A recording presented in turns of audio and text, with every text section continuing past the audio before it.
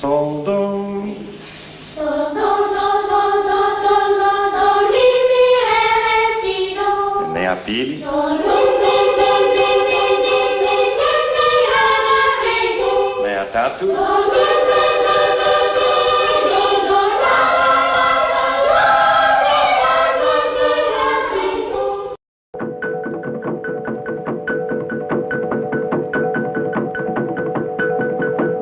Dans son atlas de 1881, le cartographe Paul Vidal de la Blache publiait une carte de l'Afrique qui définit le centre de ce continent sous le vocable « régions inexplorées ». C'est en 1877 seulement que Stanley dessinait le parcours incertain du fleuve Congo qu'il venait de descendre. Les contrées environnantes restaient terra incognita. En 1880 sont arrivés dans ces terres inconnues ceux que l'on pourrait considérer comme les pionniers de l'ouverture du peuple congolais à l'alphabétisation. Les premiers missionnaires, les uns envoyés par le cardinal Lavigerie, s'implantèrent sur la rive ouest du lac Tanganyika. Les autres, les pères du Saint-Esprit, s'établirent à Boma. Ces enseignants et leurs successeurs découvraient une mosaïque de plus de 200 peuplades parlant chacune sa propre langue et dont les connaissances étaient limitées à leur modeste périmètre. Les témoignages contenus dans le présent DVD illustrent par la voix et par l'image ce que des hommes et des femmes mus par un idéal de générosité ont sans esprit de lucre apporté en 80 ans à des populations avides d'apprendre.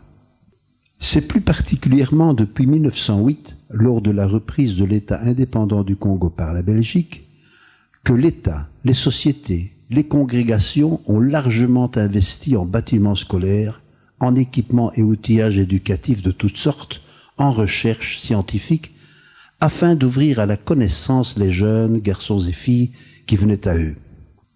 L'enseignement gratuit et non obligatoire s'est développé en un réseau très structuré, du primaire à l'université. Grâce à une instruction en français et en langue locale, s'adressant à la masse, celle-ci acquit, lors de multiples brassages, la conscience d'appartenir à une même culture. C'est de ce terreau qu'est née une nouvelle nation qui s'est progressivement cristallisée en une conscience nationale forte. La nation congolaise était née. Toute cette richesse évoquée dans ce film a été transmise le 30 juin 1960 à l'État congolais. Sait-on qu'au moment de l'indépendance, près de 1 700 000 élèves fréquentaient le réseau des écoles du Congo belge. Le présent travail, réalisé à l'initiative de l'ASBL Mémoire du Congo, a pour but de sauvegarder la mémoire de ces derniers ouvriers de l'éducation et de procurer aux historiens de l'avenir un éclairage authentique sur l'un des apports majeurs de la colonisation. Voici, pour commencer, le témoignage d'un Congolais, le père Ekwa.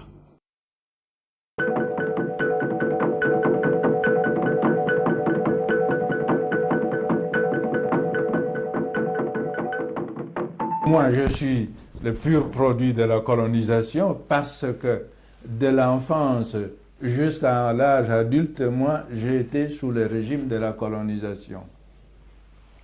J'avais fait toute ma formation sous le régime colonial, de l'école primaire jusqu'en 1960 à Louvain, quand j'ai terminé mes études, le pays n'était pas encore indépendant. Comment se faisait l'éducation? En fait, il y a eu dans le système de l'éducation du pays presque trois périodes. Et il y a la précoloniale, il y a la période coloniale, puis aujourd'hui la postcoloniale, ce qui nous intéresse, qui pourrait nous intéresser, la précoloniale, si l'on ne comprend pas la période coloniale. Les deux se tiennent beaucoup plus étroitement. Ce qui est étonnant, et cette éducation, je ne sais pas si on l'a perçue. Moi, je l'ai eue comme enfant. Le soir, quand on est par étapes, ça s'est passé par étapes. le soir autour de feu, on racontait des fables, bon, des histoires pour marquer la mémoire des enfants. Les enfants, on leur enseignait la géographie, où commençait la rivière, où commençaient les domaines de propriété qui appartenaient au clan et au village, et où ça se terminait. Il y avait l'astrologie, les périodes de récolte correspondant aux satellites, auxquels on donnait d'ailleurs le nom correspondant à cette période-là. Les récolteurs d'arachides, c'est le groupe d'étoiles qu'on voyait ensemble, qu'on voyait à l'époque où on récolte les arachides. Et cette éducation ne laissait personne de côté. Il y avait, à cette période, le clan devait s'occuper de l'éducation de l'enfant. Il n'y avait pas de catégorie, de classe sociale. On recevait la même éducation. L'enseignement au Congo, donc, quand la Belgique est arrivée, il y a une chose énorme, une chose extraordinaire. Le rôle de la Belgique, c'est d'avoir ouvert au peuple, jusque-là, en dehors de tout le courant mondial, et la colonisation a eu comme mérite d'ouvrir un peuple jusque-là à l'écart, à la dimension internationale et mondiale. Ça, on ne l'oublie pas. Deuxièmement, à cette éducation traditionnelle dont je vous ai dit un mot tout à l'heure, est arrivée l'éducation, l'école du type occidental. Comment a-t-elle été perçue l'école? Je l'ai vécue. Il faudrait distinguer. Au début, on l'a vu avec beaucoup de méfiance. Les parents n'ont vu dans l'école ni un avantage économique ou social, ni un avantage religieux. Je me souviens un matin, mon oncle, c'est le matriarcat, le missionnaire arrive, le père de Decker. Je vais avec mon oncle, donc m'accompagne, pour me présenter chez le père. Voilà, il peut aller à l'école. Je suis donc inscrit à l'école. Et c'était comme un pacte d'amitié. Le geste en disant, entre vous, missionnaires, qui venez de loin, et moi, qui suis ici, chef du village, il y a entente, puisque je demande que mon enfant puisse aller dans le type d'école que vous nous demandez. Alors, il y avait des écoles organisées par des privés, qu'on a appelé, qui recevaient d'ailleurs vers la fin, ils recevaient des subventions de l'État, mais pendant des années, bien avant, c'était les simples bienfaiteurs belges qui finançaient ce qu'on appelait les écoles privées au Congo. C'était les Belges ici qui collectaient, je crois, qui envoyaient l'argent aux missionnaires. Les missionnaires alors organisaient l'enseignement. Bon. Il y a eu après l'intervention du gouvernement colonial qui a commencé à subventionner les écoles gérées par les missionnaires. Vous savez, durant des années, ce gouvernement belge était assez sage. Il a dit, voilà, il faut organiser des écoles. Il y a des personnes qui en Belgique sont spécialistes en éducation, de congrégations religieuses, hommes et femmes, et arrivés au Congo, eh bien, ils n'ont qu'à s'occuper de l'enseignement. Le rôle d'État va avoir des inspecteurs, de nommer des inspecteurs, pour aller dans les écoles voir si on se conformait rigoureusement au programme approuvé par l'État. Ça a été comme ça durant toute la période coloniale. Alors, la création des écoles, il y a eu, durant la colonie, il y avait des écoles officielles, qu'on appelait officielles. Mais ces écoles officielles étaient confiées en même temps de congrégations religieuses. On les appelait officiels congréganistes. L'État arrivait et faisait confiance à ceux qui étaient spécialistes en éducation Comme d'ailleurs sur le plan économique, je crois qu'on agissait de la même manière. Ensuite, il y a eu cette étatisation et les systèmes de l'éducation et les systèmes économiques. Et il faudra du temps, et on met le temps pour revenir petit à petit à un certain équilibre. Il est indéniable que l'État joue son rôle, ne serait-ce que le rôle d'inspecter, de voir si tout le programme est bien respecté. Dites-moi, mon père, l'enseignement était-il gratuit ou obligatoire, obligatoire et gratuit? Et qu'en était-il des équipements scolaires? Nos parents n'auraient jamais payé l'enseignement. Ça ne leur disait absolument rien. D'abord, ils n'avaient pas de moyens. Et deuxièmement, on allait à l'école, on allait leur demander de financer l'école. Pourquoi? L'enseignement était gratuit dans ce sens qu'on recevait des subventions ou des aides.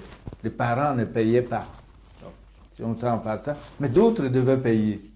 Ces d'autres, ça a dû être parfois ceux qu'on appelait des bienfaiteurs, ce qu'on appelait un peu plus tard la colonie, le gouvernement colonial. Bon, enseignement. Donc, les parents, les écoles se sont multipliées. En 1960, quand la Belgique donne l'indépendance à sa colonie, toute la province de Léopoldville, la province du Kasaï, la province du Katanga, parce que tout le village avait une école primaire. Le taux de scolarisation au moment de l'indépendance en 60 était de 57%, un des taux les plus élevés de l'Afrique. Et il était aussi bien à peu près le taux, comme beaucoup de pays, comme la Yougoslavie, un certain nombre de pays de l'Amérique latine. Voilà comment le système scolaire avait été implanté. Alors on a dit, oui mais regardez, on n'a rien fait en ce qui concerne l'éducation quand la Belgique est partie, le Congo n'avait pas de cadre. C'est faux et c'est vrai. C'est vrai pour commencer, pour dire, en effet, il n'y avait pas d'ingénieurs, il n'y avait pas de médecins, il n'y avait pas d'avocats, il n'y en avait pas.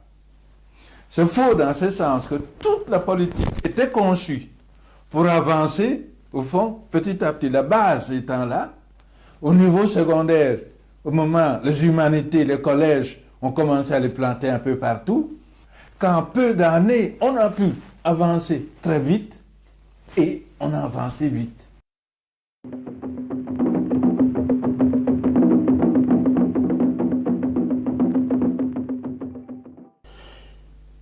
La colonie belge savait bien qu'elle devait travailler et consacrer une partie de son budget à l'enseignement. Mais elle a fait un choix, et je crois que ce choix était tout à fait bien, pas d'élitisme. En colonie française, on a fait de l'élitisme, c'est-à-dire qu'on a conduit très peu de personnes depuis l'enseignement primaire jusqu'à l'université, mais à côté de cela, la masse ne bougeait pas. Tandis que l'autorité belge préférait faire monter la masse et, au besoin, envoyer alors ailleurs pour faire des études universitaires ceux qui devraient en faire. L'accord avait été conclu de cette façon-ci. L'autorité belge subsidiait, payait une partie du matériel, payait une partie des bâtiments, payait une partie des salaires et élaborait un programme dans lequel l'enseignement de la religion était prévu. Cet accord a été passé non seulement avec l'Église catholique, mais les églises protestantes elles-mêmes pouvaient participer à cette œuvre d'enseignement et recevoir les mêmes subsides. Cette façon de faire a permis de faire monter la masse, de telle sorte qu'au moment de l'indépendance, il y aurait l'ensemble de la population qui serait lettrée. Et en même temps, faut-il le dire, l'enseignement secondaire, lui aussi, a été fort développé. Mais il y a quelques difficultés pour parler de cela, parce que les mots n'ont plus maintenant, en 2006, le même sens qu'en 1946. Par exemple, quand on parle d'école maintenant, on suppose un bâtiment construit en briques, avec des bancs, avec un beau tableau noir ou vert ou que sais-je encore. Mais en réalité, de cette époque-là, ce n'était même pas toujours un bâtiment en briques. C'était plus souvent un bâtiment construit en pisé ou en briques sèches. De même, l'âge scolaire était fort différent. Bien des enfants ne commençaient leur école primaire que à l'âge de 10 ans. J'emploierai parfois le mot enseignant parce que il n'y avait pas d'enseignants diplômés. C'étaient des personnes qui, suivant des capacités reconnues, se consacraient à l'enseignement primaire. Le mot succursale veut dire une école qui se trouve en un lieu éloigné de 20 ou 30 ou 40 ou 50 kilomètres de la mission et qui permettait à certains enfants de commencer leur enseignement primaire sans devoir faire trop de déplacements. Si on ne tient pas compte des réalités de 1946 et qu'en 2006 on donne le même sens à ces mots que maintenant, alors on arrive à faire des condamnations, des mépris, ce n'était que cela, ce n'était que cela. Mais en fait, on est arrivé quand même à quelque chose d'énorme. L'enseignement, qu'est-ce que ça posait comme problème? La population croissait à une croissance presque exponentielle. On a trouvé à un moment donné des taux de natalité qui dépassaient les 35 à 40 pour 1000. Il aurait fallu à Kinshasa créer une école par jour, je dis bien une école par jour, pour répondre aux besoins.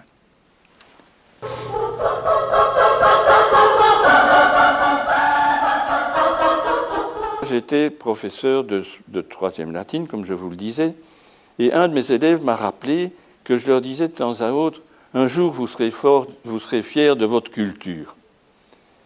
Et ça, ils disaient waouh, parce que leur idéal à ce moment-là, c'était de copier l'européen d'aussi près que possible.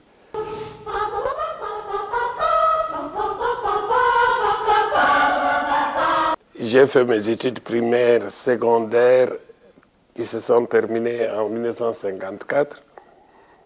Après, je suis allé à l'université Lovanium à Kinshasa.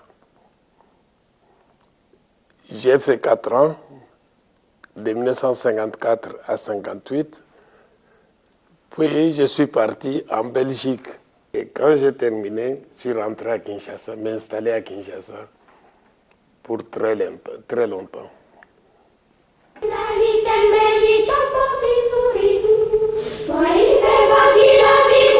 L'enseignement était-il obligatoire?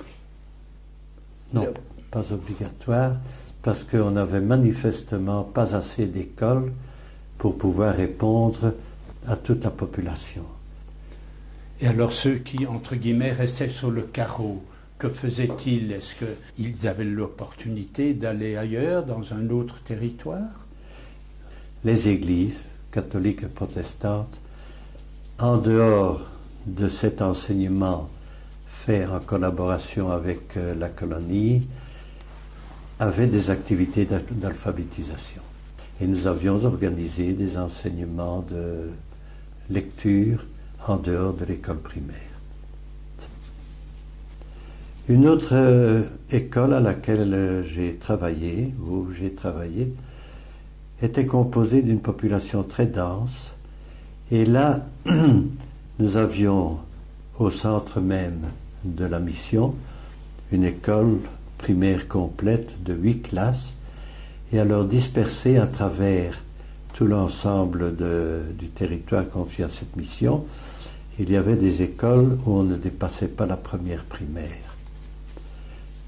La plupart de ces écoles de succursales, on ne les visitait qu'une fois par mois. On partait en moto avec un petit casse-croûte, mais on ne trouvait pas partout de quoi loger de façon, j'allais dire, assez reposante. Notre grand plaisir, comme missionnaires, c'était de voir ce que nous apportions à travers cette collaboration avec l'État au développement de cette population. Et les parents tenaient à ce que leurs enfants apprennent à lire et à écrire. C'était remarquable. Et je vous assure que quand, par exemple, dans cette mission-là, après 4 ans, de 55 classes, je laissais à mes successeurs 96 classes, on était contents. L'enseignement était gratuit. Quand il manquait de touches, eh bien, les élèves très débrouillards avaient vu qu'il y avait une certaine herbe un peu dure avec laquelle on pouvait écrire sur son bras ou sur sa cuisse. Et quand l'ardoise manquait, en tout cas on ne manquait jamais de bras et de cuisses pour continuer à écrire tranquillement et à faire des additions.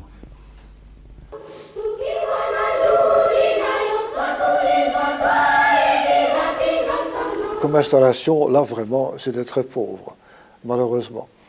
Je les vois encore là, dans les classes, assis par terre sur une branche d'arbre, d'eucalyptus, faute de siège, faute de banc. Et chacun écrivait sur un morceau d'ardoise, cassé souvent, sur les genoux, tranquillement, avec n'importe quoi. Même certaines régions dans le nord, là-bas, dans la forêt, ils avaient une ardoise locale, une écorce d'arbre qu'ils avaient traitée là-dedans, et ils écrivaient là-dessus, ils essuyaient, ils effaçaient. Alors là, quand même, c'était un peu pauvre. Comme matériel didactique aussi, ce qui m'a frappé dès le début, c'était assez imaginatif. Par exemple, en géographie, dans l'histoire du monde, le globe terrestre, c'était une papaye, un fruit même du pays, qui servait de tableau. Il n'y avait rien du tout comme matériel didactique. Il a fallu faire d'autres choses aussi. Les manuels scolaires, quand on a commencé, il y avait un petit manuel de lecture, c'est tout ce qu'il y avait.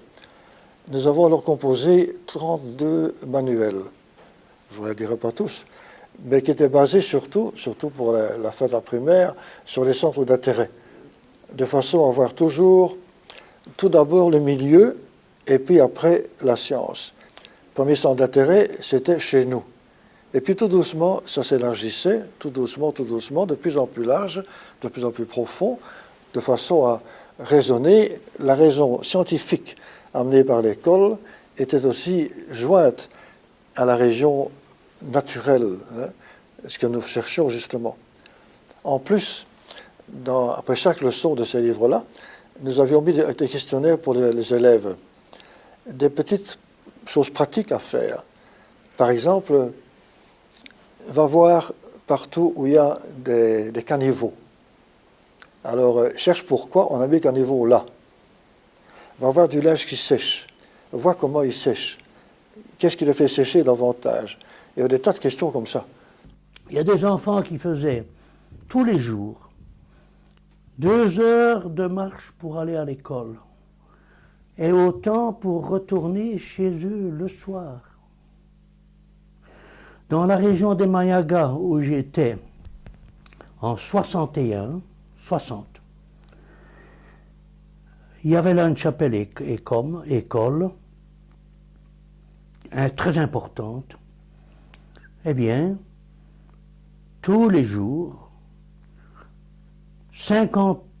plus de 50 enfants, garçons et filles, étaient accompagnés par des chasseurs armés qui les emmenaient à l'école. Pourquoi armés? Parce qu'il y avait des bêtes. C'était une région, c'était la savane, hein, une région de savane. Et l'habitat était fort dispersé. Comme c'était beaucoup des éleveurs, ils avaient des pâturages dans la savane. Et ils étaient habitués, hein, les Tutsis étaient très habitués à contourner les problèmes avec les léopards et les buffles et tout ça. Hein. Ils avaient donc un tas de gens à leur solde et armés qui protégeaient les troupeaux. Ils faisaient la même chose pour les enfants. Ils les emmenaient à l'école le matin. Oh, il y avait une trentaine de gens armés, comme s'ils allaient chasser, hein, qui accompagnaient les gosses. Sur une distance très grande? Sur une distance de 2 heures de marche.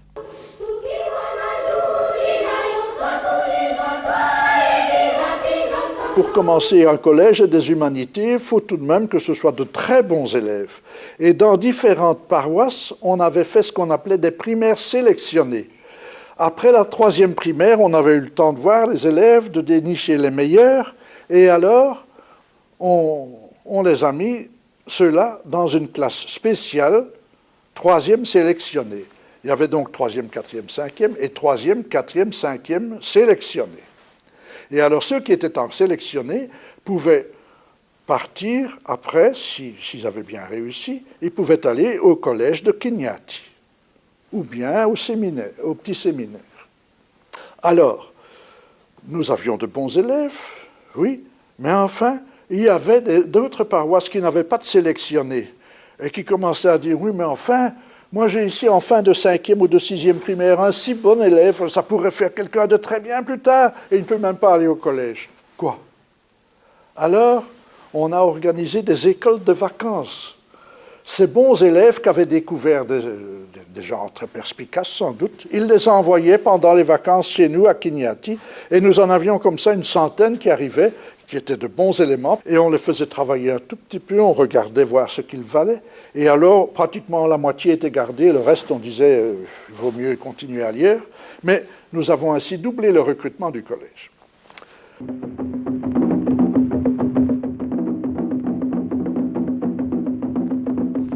Au niveau primaire, il y a eu des adaptations. On est passé parfois de langue congolaise au début pour arriver au français parce qu'il fallait unifier un peu ce système de l'éducation.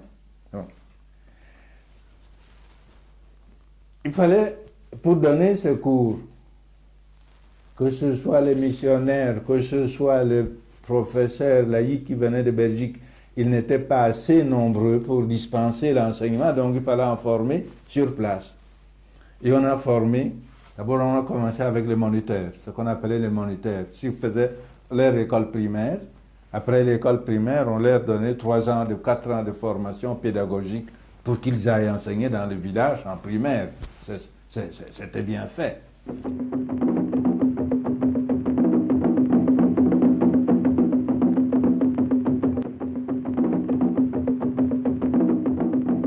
Il fallait répondre à un problème.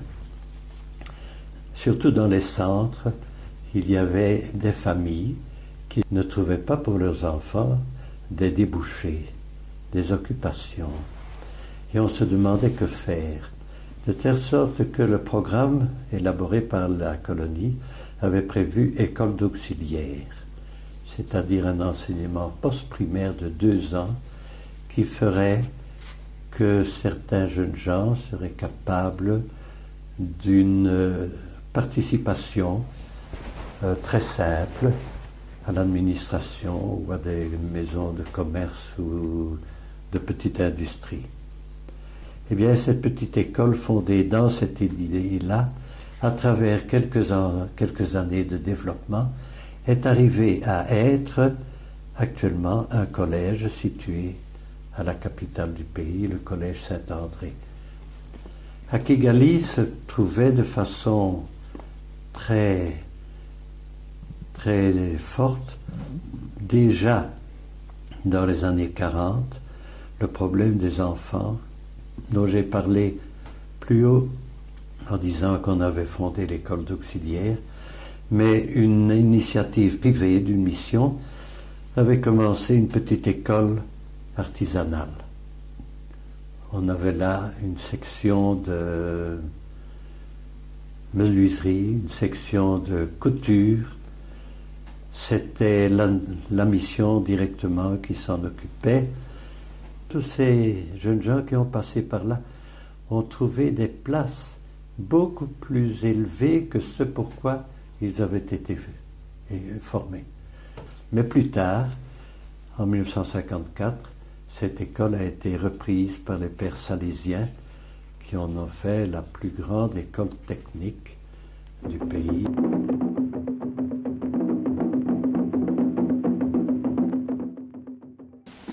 Quel genre d'école on avait au Kasaï? 2 types bien différents. Des écoles artisanales, qui étaient généralement dirigées par des congrégations religieuses et dans lesquels tous les enseignants étaient congolais. Tous les enseignants étaient congolais, il n'y avait que le directeur qui était généralement un religieux. Dans les écoles professionnelles, c'était assez différent. Les cours techniques et pratiques étaient donnés par des expatriés, tandis que les cours généraux étaient donnés par des Congolais. On trouvait facilement des Congolais suffisamment qualifiés pour enseigner les cours généraux dans une école professionnelle. Et quand je suis arrivé, nous avons organisé des réunions avec les utilisateurs potentiels des élèves diplômés, les élèves qui allaient se faire diplômer, et on a travaillé pour satisfaire les besoins des industriels locaux. Toutes les décisions d'exécution, cette fois, étaient prises en collaboration à l'intérieur de l'école et en rapport avec ce que les industriels désiraient.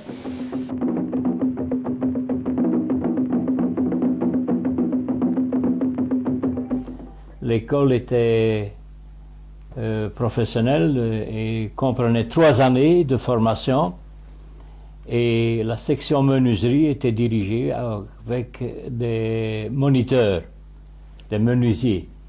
J'ai pris là la direction de la menuiserie et essayé d'améliorer.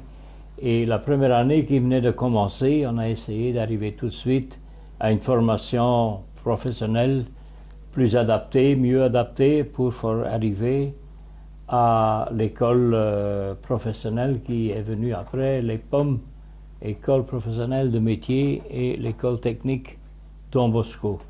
Mon but était de les perfectionner encore et d'en faire une coopérative.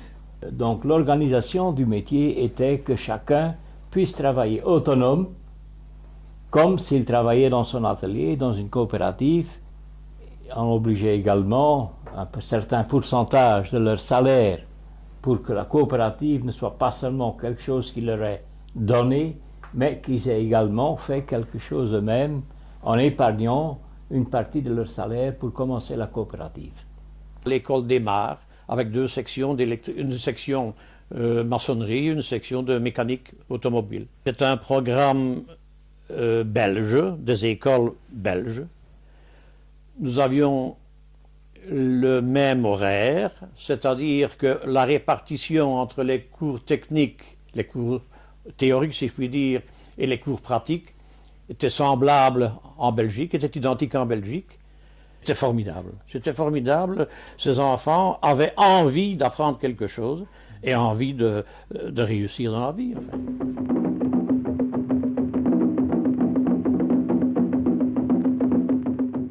Monsieur Dehaene, si j'ai bon souvenir, de l'enseignement agricole de Kinshasa, est venu me voir et m'a demandé si je ne pouvais pas prospecter une concession pour y installer une école agricole, une école d'assistants agricoles, ce que j'ai fait en région de Kasséa.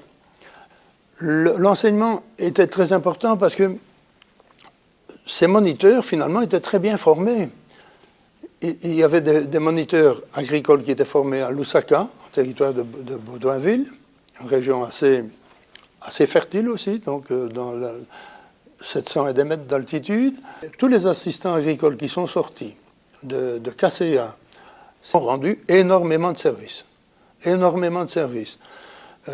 Tant au point de vue pisciculture que vulgarisation agricole, que mécanisation, qu'élevage. Dans tous les domaines, nous avons eu beaucoup de satisfaction.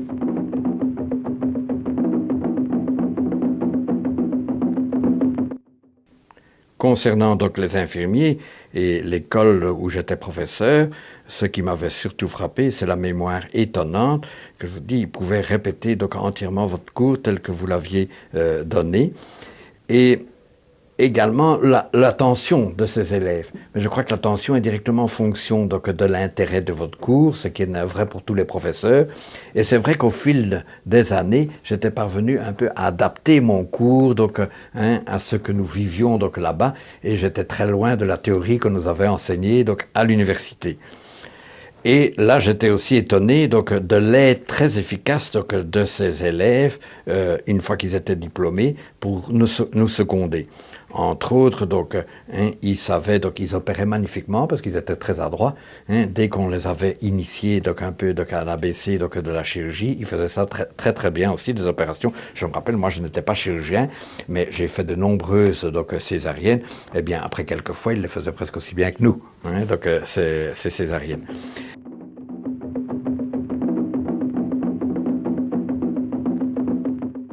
L'instruction militaire était divisée en deux grandes branches.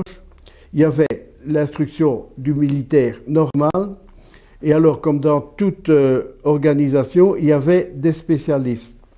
Et au sein de la force publique, il y avait toute une série d'écoles qui avaient comme but de fournir de la main-d'œuvre spécialisée au sein des forces armées, mais surtout l'idée de donner un métier aux gens. Il y avait une autre catégorie qui prenait de plus en plus d'importance, c'est ce qu'on appelait les postes primaires.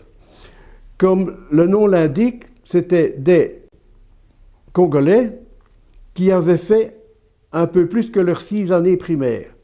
En général, c'était 3 années post-primaire, donc l'équivalent de l'enseignement moyen en Belgique avant qu'on mette le rénové.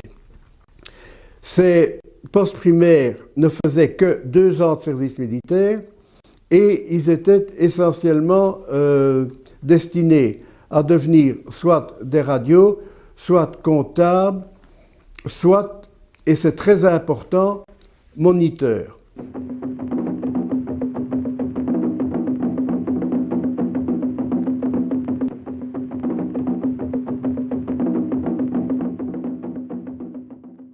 Il y avait à Cap-Gaï, au centre du pays, un petit séminaire qui permettait à des jeunes gens qui désiraient devenir prêtres de suivre un programme secondaire adapté au lieu, adapté aux possibilités, parce que c'était encore de façon très pauvre. Nous n'avions pas d'électricité toute la journée, électricité 3 heures par jour. Au-delà de ces 3 heures, il fallait travailler à la lampe pétrole, qu'on appelait lampe tempête ou lampe Coleman. Nous étions professeurs à plein temps, c'était un internat. Les élèves eux-mêmes, à cause de l'éloignement de beaucoup de lieux de leur naissance, étaient internes même pendant les vacances. L'esprit était très familial, entièrement gratuit. Et on peut dire que tous les élèves n'arrivaient pas au bout de leur étude, mais ceux qui quittaient après 2 ou 3 ans avaient déjà une certaine connaissance du français qui leur permettait de trouver un travail de spécial auprès de l'administration, auprès de commerçants ou que sais-je encore. Les résultats de cet enseignement privé ont été très grands et avec plaisir, je vois que parmi mes anciens élèves de cette époque-là à Cap-Gaï se trouve l'évêque actuel du diocèse de Kibungo-Rwanda.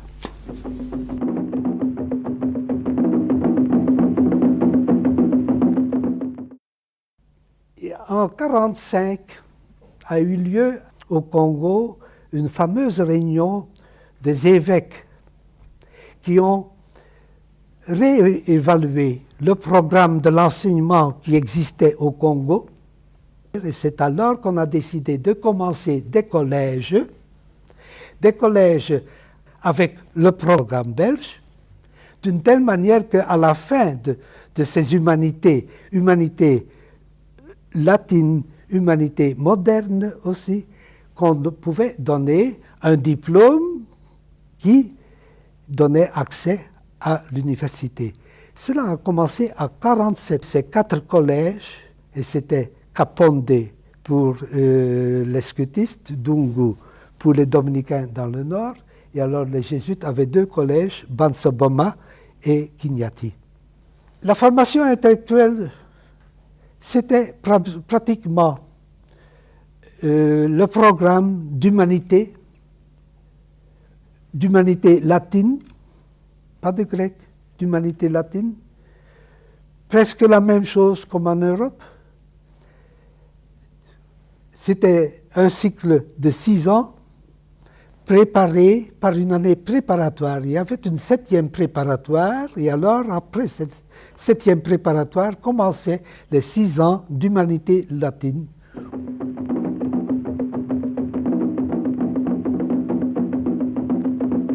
Comment se fait-il que dans l'enseignement, les établissements d'enseignement en sont arrivés à devenir pluriraciales, c'est-à-dire à inclure les Européens installés au Rwanda et au Burundi et au Congo, et aussi les Africains eux-mêmes, dans différentes nations.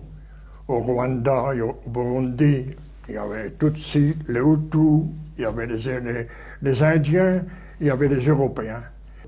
Le gouverneur du Rwanda-Burundi, M. Léo Pétillon, prend la décision de fonder un seul collège pour le Rwanda, le Burundi et les Européens qui étaient là. Donc une espèce d'intégration des différentes races, je dirais, à défaut d'un autre mot, de l'intégration dans une même institution, de façon aussi à rapprocher les uns des autres ceux qui sont présents au Rwanda, au Burundi. Et cette décision a finalement retenti sur l'ensemble de l'enseignement secondaire au Congo et au Rwanda-Burundi. À partir de là, évidemment, nous avons aussi dû changer tous les programmes et introduire un programme permettant l'entrée directe à l'université.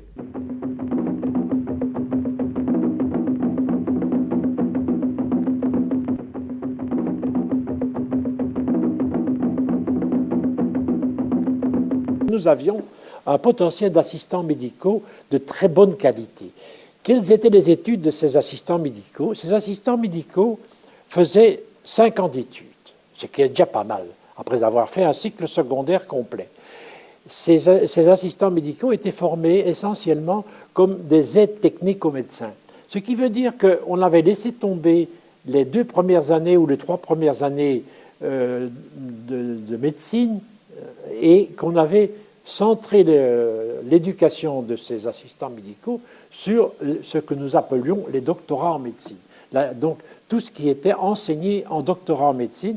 Et finalement, ces assistants médicaux auraient dû, d'une façon ou d'une autre, avoir une option médicale.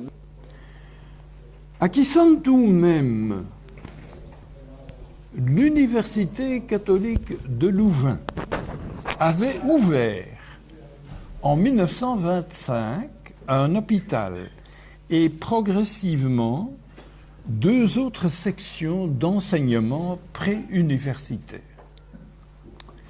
La FOMULAC formait des assistants médicaux, la CADULAC des assistants agricoles, la section administrative fournissait des fonctionnaires qualifiés à l'État.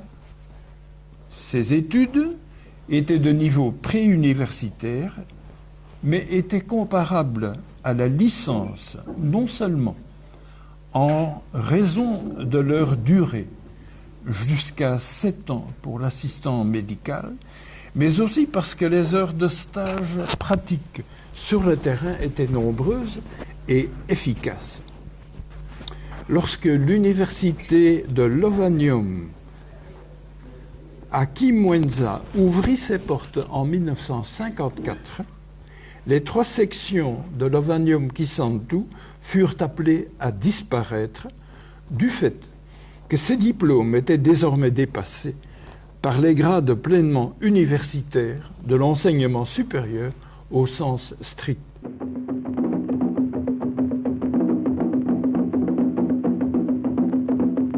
Il y avait au Congo en ce moment-là beaucoup de jeunes qui avaient quitté le séminaire, beaucoup qui avaient toute une formation de l'enseignement secondaire, mais qui n'avaient pas de diplôme et qui étaient bloqués. Et c'était des éléments extrêmement intéressants. Et c'est en ce moment-là est venue l'idée de les rattraper, de les former pendant une année dans une section qui les prépare aux examens du jury central et de les envoyer à Léopoldville, c'était encore Léopoldville à ce moment-là, où ils devaient présenter des examens très sérieux et où ils obtenaient, alors s'ils avaient réussi, le diplôme pour entrer à l'université.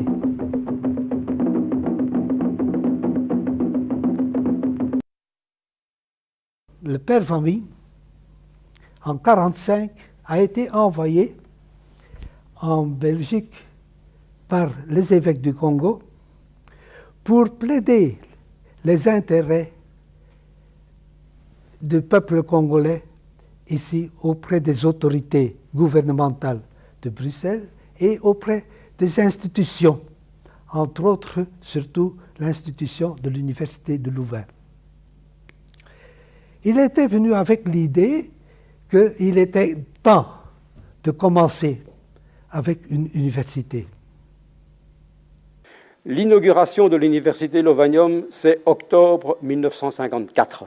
Début des constructions de l'université en 1952.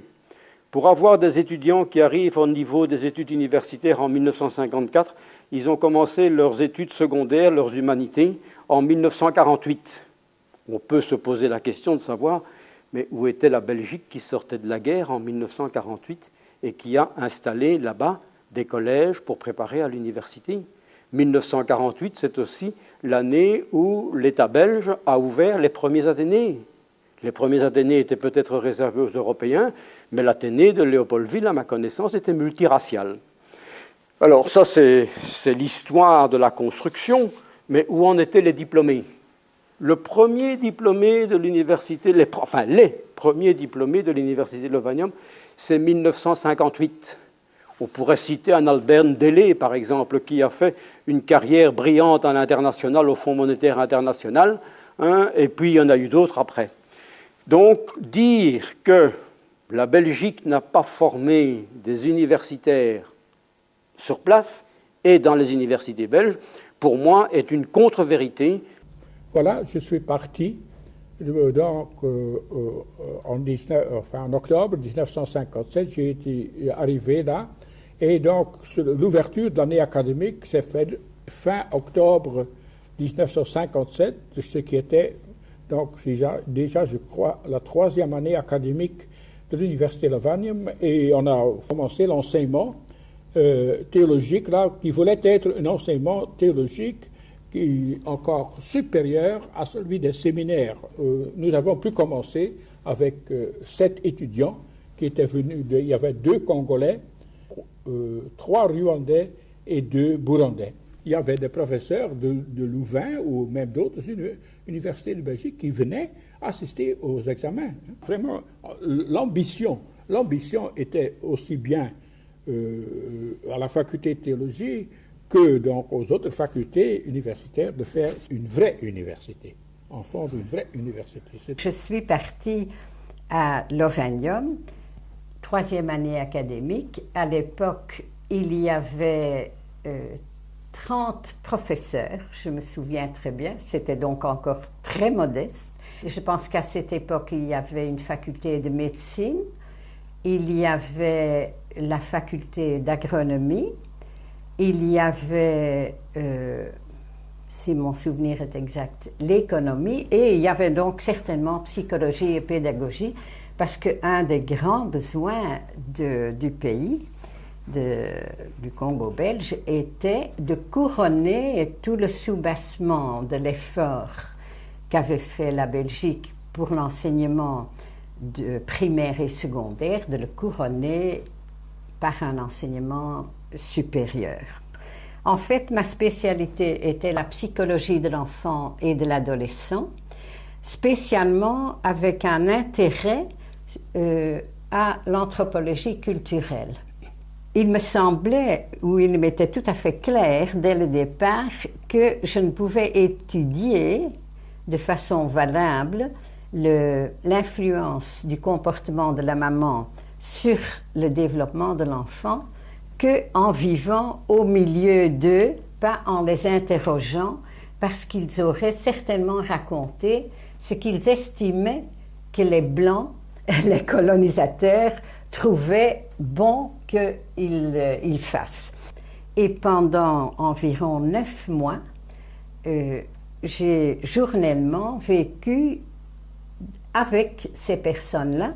Pendant mon séjour au milieu d'elles, je partais avec elles au champ, je travaillais avec elles au champ, je préparais le manioc, etc., parce qu'elles croyaient que c'était cela qui m'intéressait en premier lieu. Mais mon but était précisément d'observer ce que faisait la maman, comment réagissait l'enfant, ce que faisait par exemple un enfant plus grand, etc. L'observer n'était pas encore très difficile, mais je devais enregistrer tout cela dans ma mémoire, parce que si j'avais pris note devant eux, ils auraient certainement été très déroutés. Ils se seraient dit que quelqu'un venait les inspecter.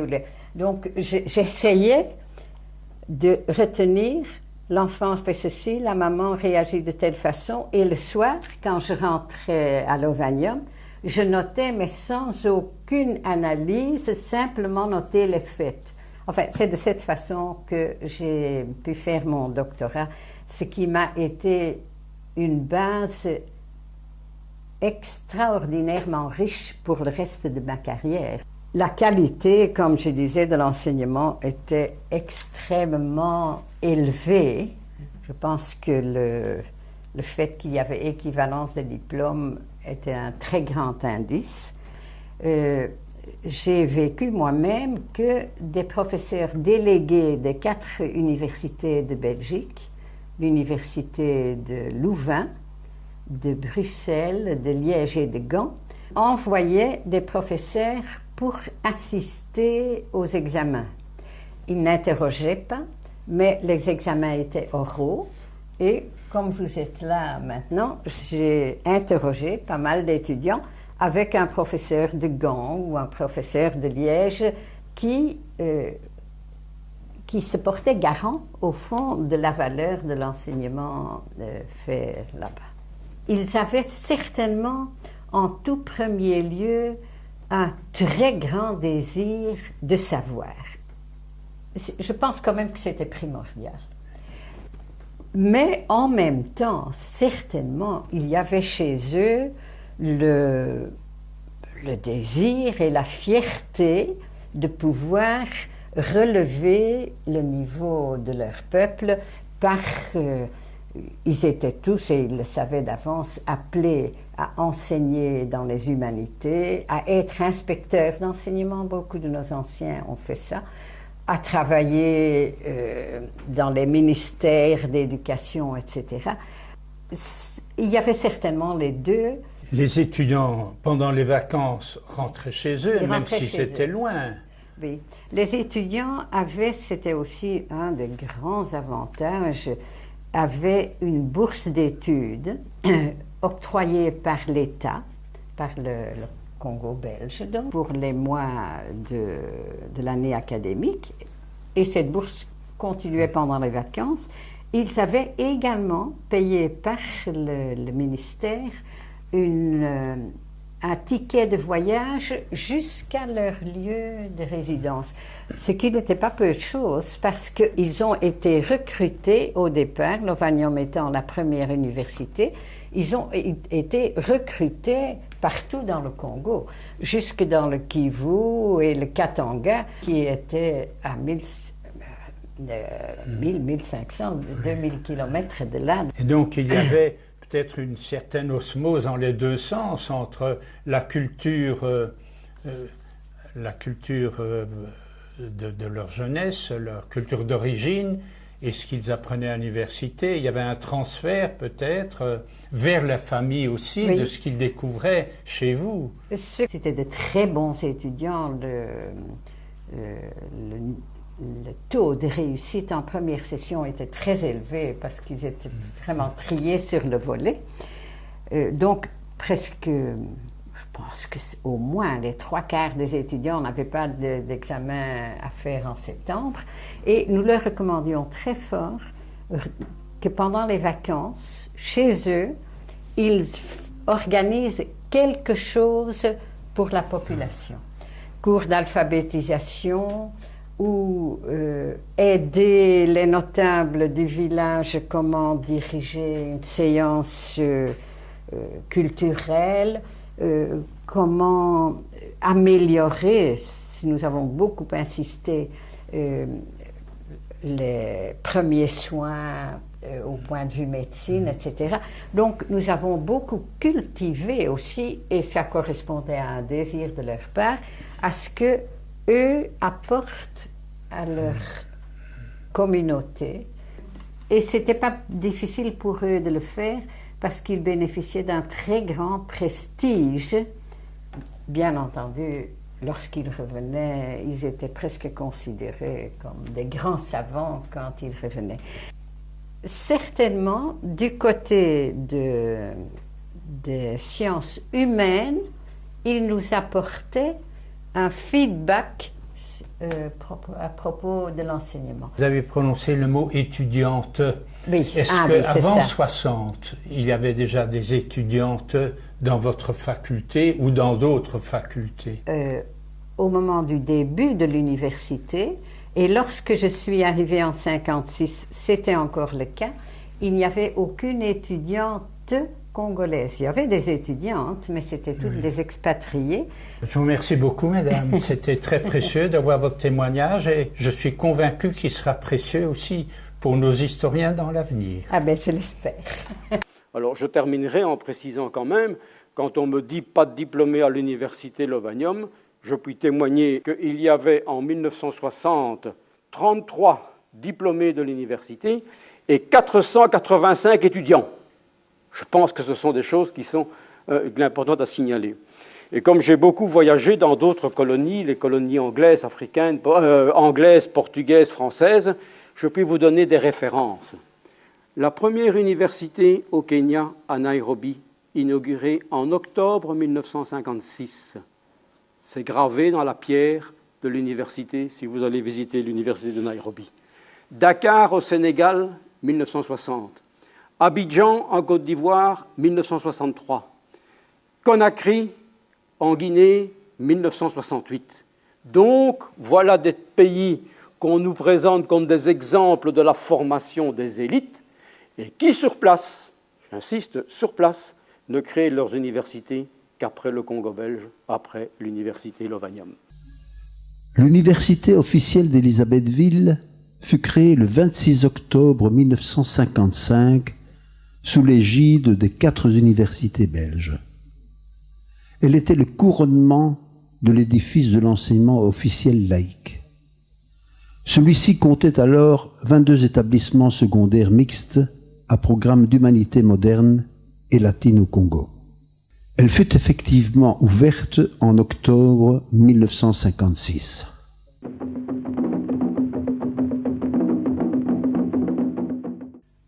Quel bond prodigieux fut réalisé en seulement 80 ans par les populations du bassin du Congo. Quel fut le véritable déclic qui suscita un tel essor économique et causa la naissance d'une identité congolaise jusqu'alors inexistante. En 1880, une mosaïque de plus de 200 dialectes et d'autant de tribus, sans relation les unes avec les autres, occupait cet immense territoire, grand comme 80 fois la Belgique. Les distances entre les villages étaient immenses et l'absence de moyens de communication flagrant. Le tambour et le troc permettaient de menus contacts entre voisins. L'écriture était ignorée, sauf à de rares exceptions, dans le nord-est, dû à la présence arabe. L'isolement était complet par rapport aux pays voisins. Bien sûr, chaque clan, chaque tribu avait sa propre culture, ses propres croyances, très respectables et respectées, mais la vie sociale était limitée à un modeste périmètre. Rien ne les préparait à la rencontre inévitable avec un monde en complet décalage. Quels sont les éléments qui ont permis la formation non seulement d'un État, mais aussi d'une conscience et d'une conviction, d'une fierté aussi d'appartenir à une même nation, d'être un même peuple? Si les activités économiques du colonisateur belge ont créé, et développer un réseau important de voies de communication terrestres, fluviales et aériennes, ont implanté des industries minières, des usines textiles. Si le colonisateur a développé la recherche en vue de l'amélioration de l'agriculture et de l'élevage, si le commerce a pu se développer et les services publics s'organiser, tout cela fut fait pour structurer les rouages d'un État. Mais pour qu'un État fonctionne harmonieusement, les relations entre ses habitants doivent être unifiées et vivre dans une compréhension réciproque. L'État ne pourra se développer que si les citoyens adhèrent à des valeurs et des objectifs consensuels. Mais un État doit être plus qu'un organe économique, il doit être jumelé à une nation. Au Congo, c'est l'alphabétisation d'abord et l'enseignement ensuite comme accessoires initiaux de l'évangélisation, qui furent les leviers et les moteurs de l'ouverture des esprits, les instruments ensuite des contacts de plus en plus larges, le vecteur des nouvelles connaissances, le terreau d'une nouvelle conscience africaine. L'utilisation d'une même langue, le français, la généralisation d'un même programme d'enseignement, l'implantation d'un réseau d'enseignement cohérent dans la totalité de cet immense pays ont permis un brassage positif d'ethnies et de tribus jusque-là, pour la plupart ignorantes, voire même hostiles les unes vis-à-vis des autres. Cette découverte mutuelle sur les bancs des écoles, dans les ateliers, dans les laboratoires, dans les auditoires, a suscité la prise de conscience d'une identité d'intérêt et cristallisé une conscience congolaise. La nation congolaise était née.